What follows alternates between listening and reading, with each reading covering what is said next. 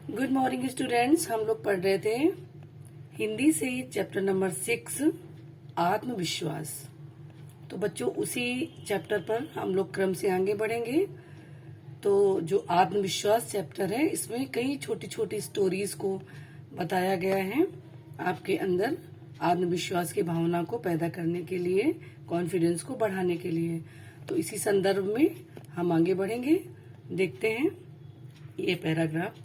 नेताजी सुभाष चंद्र बोस जब ICS की प्रतियोगिता में बैठे तो अंग्रेज परीक्षक ने पूरी तेजी से घूमते हुए बिजली के पंखे की ओर इशारा करके उनसे पूछा, क्या इसकी पंखुड़ियां गिनी जा सकती हैं?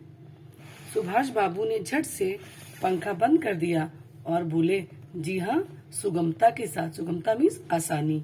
जी हाँ, सुगमता के साथ गिनी जा सकती हैं।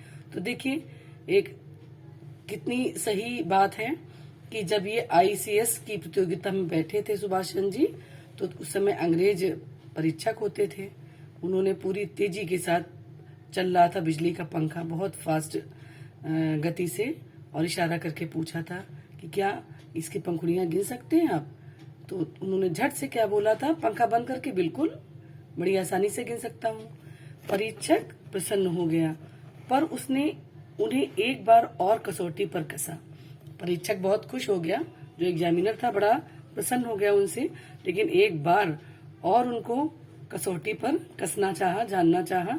उसने अपनी अंगूठी उनके सामने रखकर पूछा, क्या इसमें से सुभाष चंद्र बोस पास हो सकता है? अंगूठी को सामने रखा और कहा कि क्या सुभाष चंद्र बोस इस अंगूठी से निकल सकता है?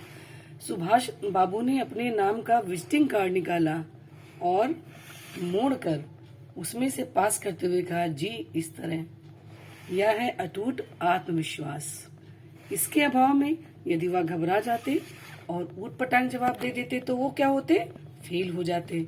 इसलिए हमें कभी भी अपना आत्मविश्वास नहीं खोना चाहिए, चाहे जैसी स्थितियां हों।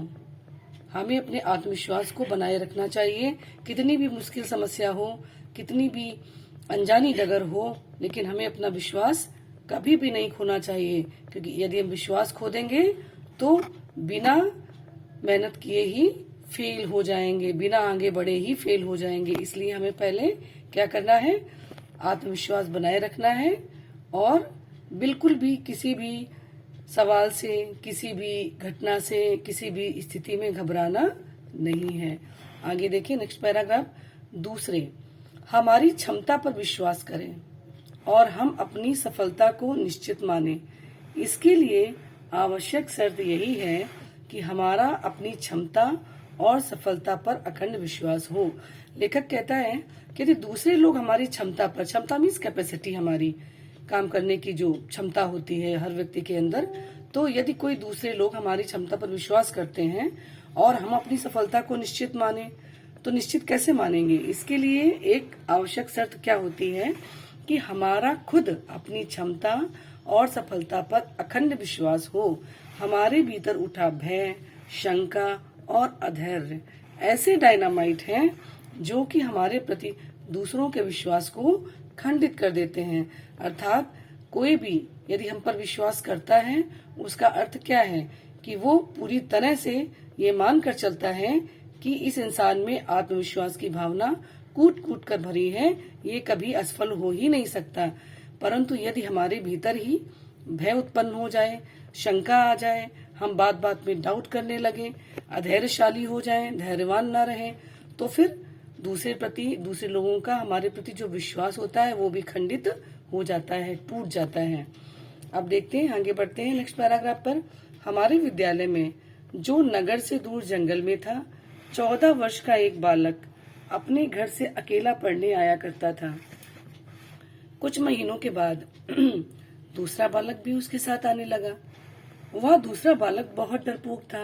वह भूतों और चोरों की कहानियां उसे सुनाया करता। इसका ऐसा प्रभाव पड़ा कि पहला बालक भी डरपोक हो गया और वे दोनों मेरी प्रतीक्षा करते रहते कि मैं चलूं तो ही वो मेरे साथ चलें।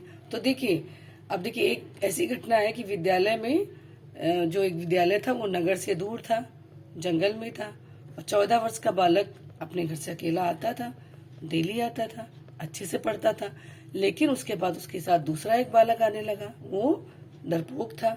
जाहिर सी बात है, जब हम कायरों के साथ, डरपोकों के साथ रहने लगेंगे तो हमारा मन भी वैसा ही हो जाएगा, क्योंकि संगति का प्रभाव हम पर बहुत पड़ता है। तो क्या हुआ कि उसका जो प्रभाव था उस बालक पर ऐसा पड़ा कि वो बालक भी डरपोक हो गया, और वे दोनों स्कूल कि जो रास्ता था उसमें पहले लेखक की प्रतीक्षा करते थे कि पहले जब वो आ जाएं तब हम उनके साथ स्कूल जाएं।